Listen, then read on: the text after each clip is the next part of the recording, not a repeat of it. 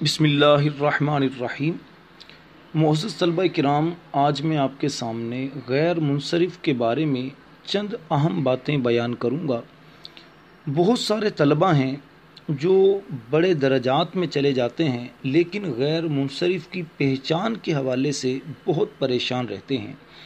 چند اصول ہیں، اگر آپ ان اصولوں کو ذہن نشین رکھ لیں، ان اہم قواعد جو تھوڑے سے ہیں اگر آپ ان کو یاد کر لیں تو مجھے امید ہے کہ آپ غیر منصرف کو بہت اچھے انداز سے سمجھ سکتے ہیں اور پہچان سکتے ہیں۔ ویسے تو غیر منصرف کے بارے میں جو عام طور پر بیان کیا جاتا ہے کہ غیر منصرف کے 9 اسباب ہیں، اور جس اسم کے اندر غیر منصرف کے 9 اسباب میں سے 2 سبب پائے جائیں یا ایک ایسا سبب پایا جائے جو 2 کے قائم مقام ہو تو وہ غیر منصرف ہوتا ہے، اور اس کی پھر تفصیل بیان کی جاتی ہے۔ لیکن میں آپ کے سامنے یہ نہ تو 9 اسباب بیان کروں گا اور نہ ہی اس کی زیادہ تفصیل بیان کروں گا، صرف چند اہم قواعد ہیں، اس کو ذہن نشین رکھ لیں۔ پہلے تو یہ ذہن میں رکھ لیں کہ اسم معرب کی بنیادی طور پر 2 قسمیں ہوتی ہیں، منصرف اور غیر منصرف۔ جس اسم معرب کے آخر میں تنوین اور کسرہ آتے ہیں اسے منصرف کہتے ہیں، جیسے جاء زید، نظرت الی زید۔ اب ان دونوں مثالوں میں دیکھیے زید پر تنوین بھی آ رہی ہے اور کسرہ بھی آ رہی ہے، اور جس اسم معرب کے آخر میں تنوین اور کسرہ نہیں آتے اسے غیر منصرف کہتے ہیں، جیسے جاء احمد، نظرت الی احمد۔ اب ان مثالوں میں دیکھیے احمد، لفظ احمد پر نہ تو کسرہ آ رہی ہے اور نہ ہی تنوین آ رہی ہے۔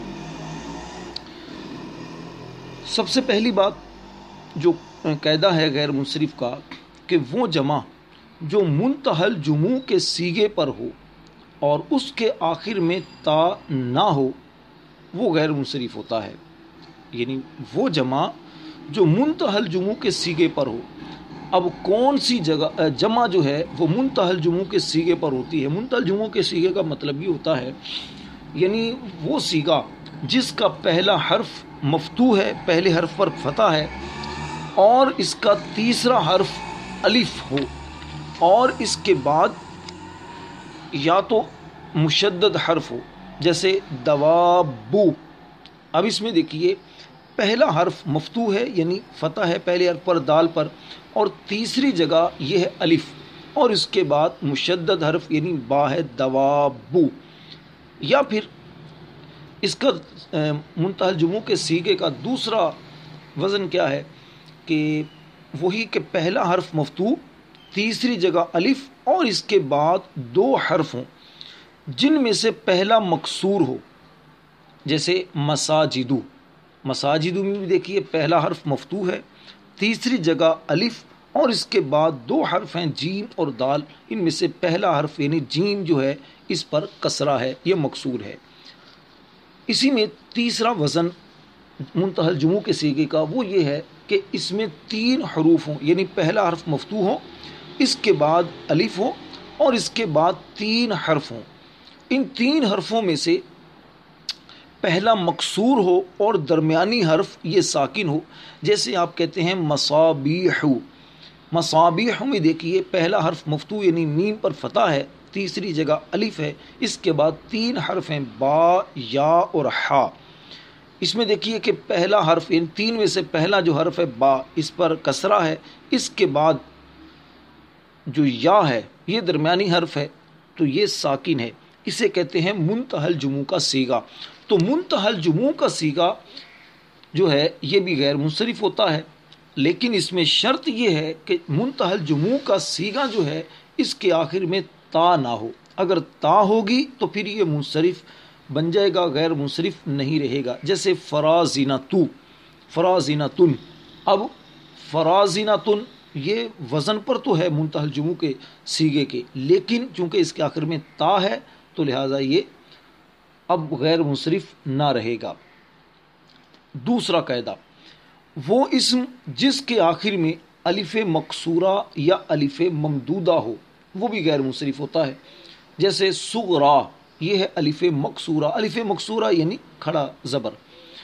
اور الف ممدودہ یعنی جس کو آپ مد متصل کہہ سکتے ہیں، جیسے حمراء، تو یہ بھی غیر منصرف ہے. قاعدہ نمبر 3، وہ اسم عدد جو فعالو یا مفعلو کے وزن پر ہو، جیسے احادو اور معشرو. اب احاد کا معنی ہوگا 1 معشرو کا معنی 10. تو یہ جو ہے اس یعنی احادو اور معشرو. اب دیکھیے کہ احد اور عشرن یہ اسم عدد ہیں، لیکن فعالو کے وزن پر جب یہ ہوگا یا مفعلو کے وزن پر ہوگا تو پھر یہ غیر منصرف ہوگا. قاعدہ نمبر 4 یہ ہے کہ وہ علم جو 2 اسموں کو بغیر اضافت اور بغیر اسناد کے ملا کر بنایا گیا ہو، جیسے یا تو یہ ہے بنایا گیا جیسے بال بکو. اب بال بکو میں کیا ہے کہ بال ایک بت کا نام ہے اور بک اس بت کو پوجنے والے بادشاہ کا نام ہے. بال کی بک، بال کو بک کے ساتھ ملا کر ایک اسم بنایا گیا، ایک علم بنایا گیا جو ایک شہر کا نام رکھ دیا گیا.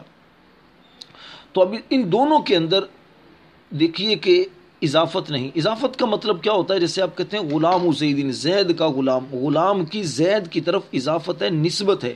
تو یہاں پر معاملہ ایسا نہیں ہے. اور اسناد بھی نہیں ہے. اسناد کا مطلب کیا ہوتا ہے؟ اس کا مطلب یہ ہوتا ہے کہ کسی لفظ کی دوسرے کلمے کی طرف اس طرح نسبت کرنا کہ سننے والے کو پورا فائدہ حاصل ہو، اسے کہتے ہیں اسناد. اور جس کلمے کی طرف اسناد کی جائے اسے مسند الیہ، اور جس کلمے کی اسناد کی جائے اسے مسند کہتے ہیں. جیسے زید کاتب. اب اس مثال میں کاتب کی جو زید کاتب ہے، زید لکھنے والا ہے، اب اس مثال میں کاتب کی جو نسبت زید کی طرف ہے اسے کہتے ہیں اسناد، اور کاتب کو مسند اور زید کو مسند الیہ کہتے ہیں.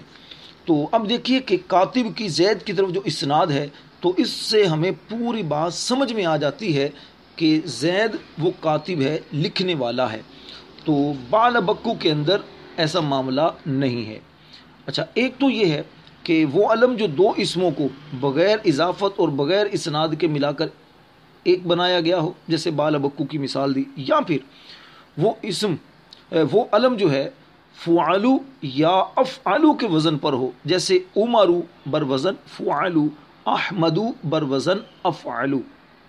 قاعدہ نمبر 5 وہ علم جس کے آخر میں تا ہو یا پھر الف نون زائد ہو، جیسے طلحۃ عائشۃ. اب ان دونوں میں دیکھیے کہ یہ علم ہے، طلحہ اور عائشہ نام ہے، اور اس کے آخر میں تا بھی ہے.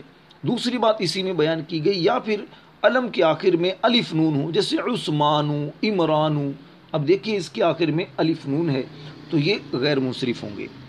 قاعدہ نمبر 6 وہ مؤنث علم یا عجمی علم جو 3 حروف سے زائد ہو، جیسے زینب اور اسحاق. زینب یہ علم مؤنث علم ہے، یعنی ایک عورت کا نام ہے، اور اسحاق یہ عجمی ہے، عجمی علم ہے، یعنی عربی نہیں ہے. اب طلبہ بعض اس میں پریشان ہوتے ہیں کہ جی ہمیں کیسے پتہ چلے گا یہ عجمی ہے، یہ عربی لفظ ہے.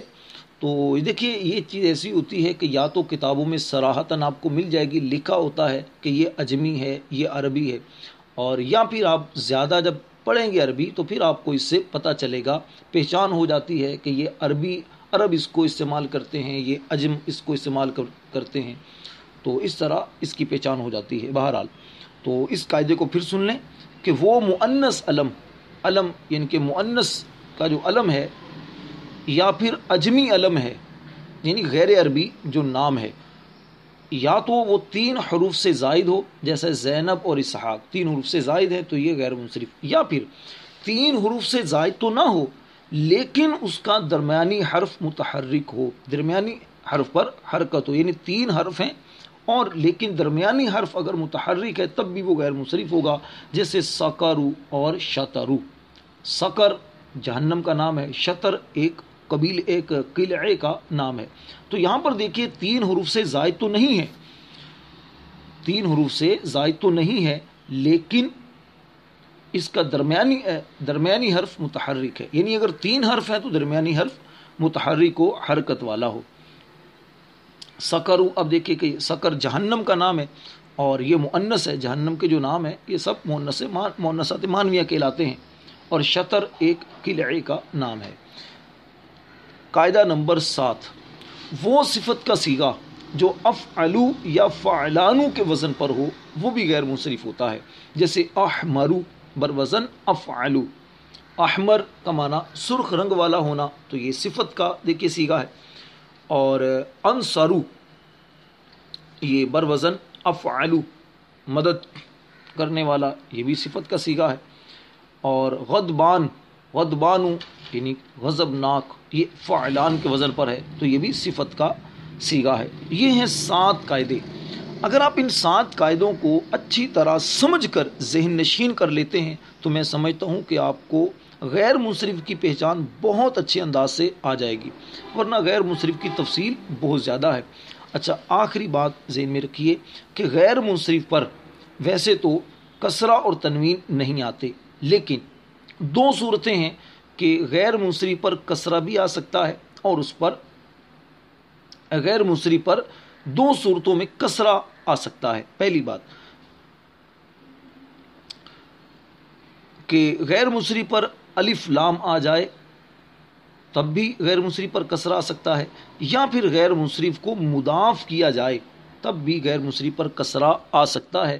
جیسے مررتو بالمساجدی، اب مساجد یہ منتہی الجموع کا صیغہ ہے، ہونا چاہیے کہ اس پر کسرہ نہ آئے، لیکن چونکہ اس سے پہلے الف لام ہے بالمساجد، المساجد، تو الف لام کی وجہ سے بالمساجدی اس پر کسرہ آیا. دوسرا کہ جب مضاف ہو، جیسے مررتو بمساجدکم، میں گزرا تمہاری مساجد کے ساتھ یا تمہاری مساجد کے پاس سے، تو یہاں پر مساجدی، یہاں پر بھی کسرہ آیا. یہ کسرہ آنے کی وجہ یہ ہے کہ مساجد یہ کم ضمیر کی طرف مضاف ہے.